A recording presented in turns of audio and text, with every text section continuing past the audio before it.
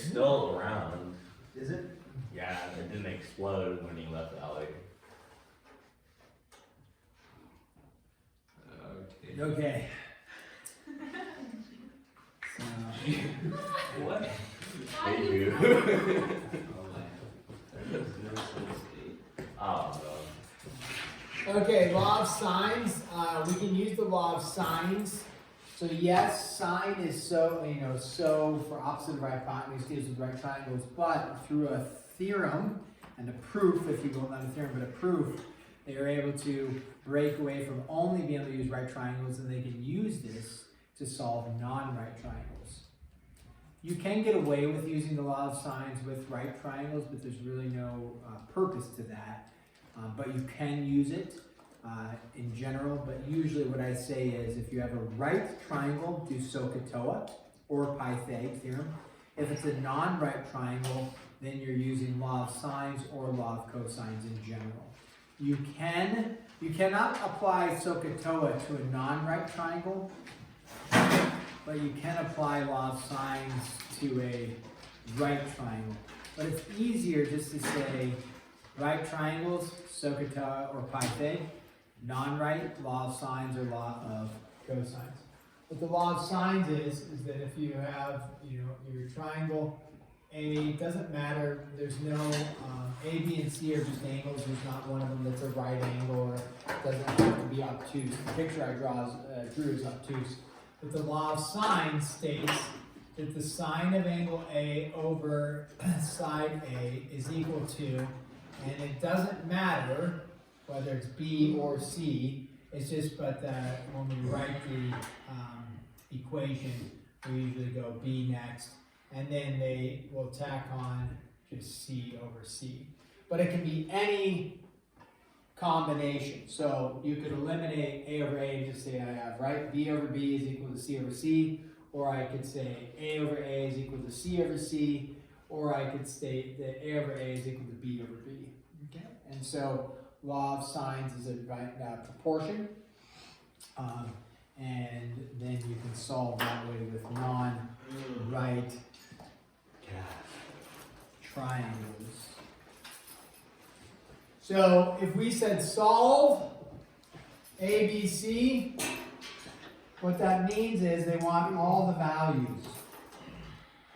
So if they have angle B is equal to 30 degrees, angle C is equal to 45 degrees, and then they have B is equal to 9. When they say solve ABC, they're looking for all components of the triangle. So you have 3 angles and 3 sides, right? So there's 6 total things. They gave you 3 of them. We need to find the other 3. What can we solve for without any trigonometry? Angle A. Angle A. What is angle A? Oh, angle A. Okay, sorry. 105? Okay, so that was easy to subtract from 180, right? Take those out together, that's what we're gonna do. So now, when I go to do this law of sines, because we can't do SOHCAHTOA, right? This is not a right triangle. So the ratios would not work for SOHCAHTOA. So we have to do law of sines. Sine of, okay. Since we know A now, we could use A. If we didn't know angle A, then it wouldn't work. But you could do sine of A, 105, over unknown A. Do I want to do sine of C? Sure. Okay. No, you want to do B because you know B. Yeah, you actually want to do B, sine of B, which we know is 30 degrees over B, which is 9. If you did C, it would be sine of 45, but then it would be over an unknown C, and you'd have an unknown A and an unknown C. All right, so then we cross multiply. Since 105 is not a unit circle value, your answer will be in decimal form. If you had 2 unit circle degree measures, the expectation would be it could go into simplest radical format, right? Or exact answer. So make sure that you continue to know your unit circle. We will have no more threats you will have a unit circle scramble quiz at some point this semester. It's like classic school. All right, so what do you get for A? Well, 9 root 2, 12.7. Oh, wait, no, I'm sorry. I did it different. I was on C. So A times sine of 30, follow along so then you have less questions later on. A is equal to 9, meaning maybe do the work while we're doing it would be helpful. One error that some people make, usually not at this stage at your level because you're so high up there, some people cancel out the sign, like they think of it as a variable. That's not the case. Also, an error that you might make on your calculator, although most calculators now, right, have the fraction. Don't you guys have the fraction bar formatting? Yeah. Most calculators have that now. Before, when they did it, some errors would occur that when you hit sign, it gives you a parentheses and you go 105, and then you hit divided by instead of ending the parentheses, so you're dividing the 105 by the sine of 30 on your calculator, versus 9 times sine of 105, then divided by sine of 30. But usually that's not a problem with the fraction bar, eliminates that error. So what does A equal? 70.4. 70.4? 17. Okay, 17, that makes more sense. Okay, also makes sense that it's opposite the largest side, so you're getting a larger side than 9. The other error people might make from here when they're trying to find C, what error might they make if they're trying to find C? Pythag. Yeah, Pythag. So don't do Pythag because it's not a right triangle. Okay, so then we do C. When we go to find C, is this the route I want to go? Like this is equal to No. sine of 45 over C. Why do I not want to do that, Carmody? I think you said no. Guys. Oh, I don't. Yeah, why don't I want to do this, guys?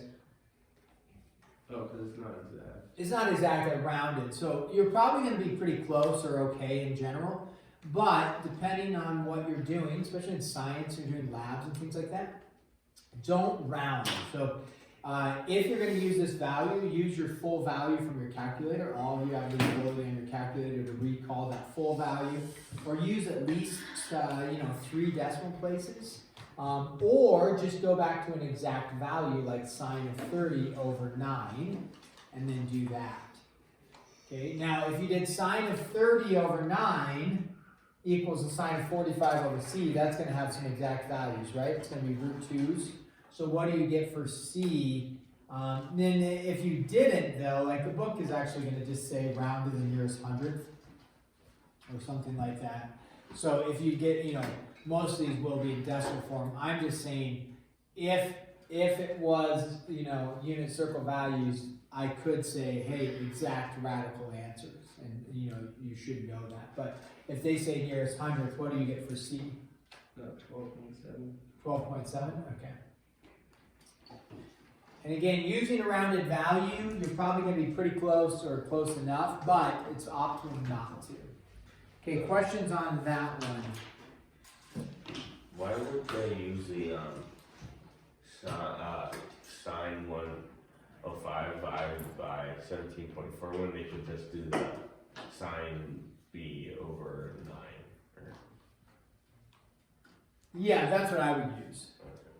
You could use either one, but I'm just saying be careful not to use rounded values because you can get farther and farther off from what the exact value should be. But you can, like I'm stating, if you did 1 decimal, you might get a little bit off. If you use 2 or 3 decimals, you're probably going to be okay in general. You're probably good. Okay, let's do one. Little story problem. You have lighthouses P and Q, okay, and those are 16 kilometers apart, okay.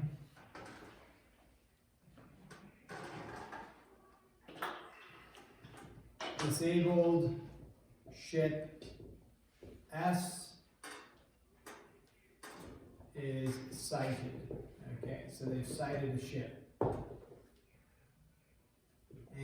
SPQ equals 44 degrees. Angle SQP equals 66 degrees. Find distance from S to nearer lighthouse. Okay, there's our problem. So you got a lighthouse P and Q 16 kilometers apart. You got a disabled ship S is sighted.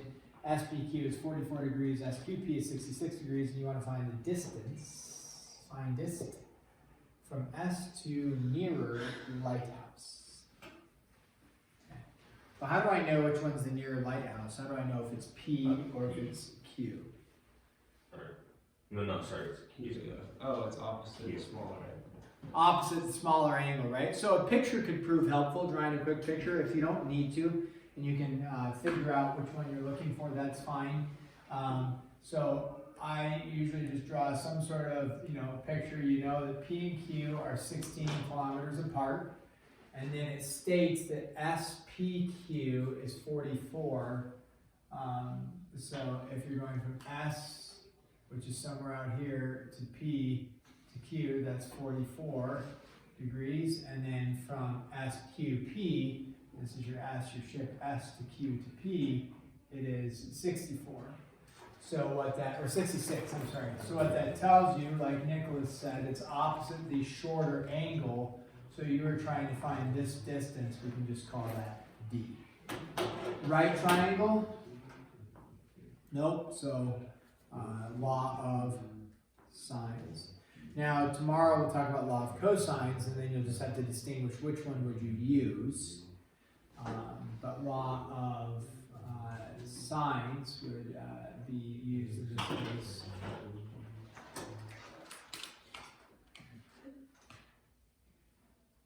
It's goo. That's your nickname, goo. What is it? How extremely childish of you. Childish of you. Hey, you can't use it if you don't know how to say it. All right, so what do we do? Sine of 70? Where'd you get that? S is 70. Okay, that's a 70, right? Just subtract from 180. Okay, so sine of 70 over 16 equals sine of 44 divided by P. Nice job, You dude. wrote D, it's P. It's D. D for distance. But you could say P for the lighthouse, opposite of P. You could do that. All right, what do we end up with for D? D is equal to 16 sine 44 divided by sine 70. 11.8. 11.8. Okay. I had that too, but I didn't know if they were trying to take it like that. Oh, my bad, Rude. Yeah, kilometers. So yeah, you can do like take, set it in. I'm sorry, Goo set it in terms of. He said it in terms of sine, which actually is what we would call calculator ready form. So in classes, some classes, like in college, potentially, depending on where you go, if you're doing engineering, they may emphasize all of the math without the calculator, which means you just want to do this, you'd get to where D equals, right? The sine of 44 times 16 all divided by the sine of 70, and then you just leave it at that. So you do all the understanding and the math, if you will, and then the calculator work you would do, you could do later. So you understand all the setup, and that's called calculator ready form. So depending on what you do. I think, whatever, I actually haven't talked to anybody recently that's taken some engineering courses, but I know in like Montana State they used to, and Montana Tech they did. They had some calculus courses, they didn't use calculators. But you learn all the math to get to the calculator part and then just hit enter. So you would be fine if you entered into that realm. Okay, we're going to pause there and then answer questions for you.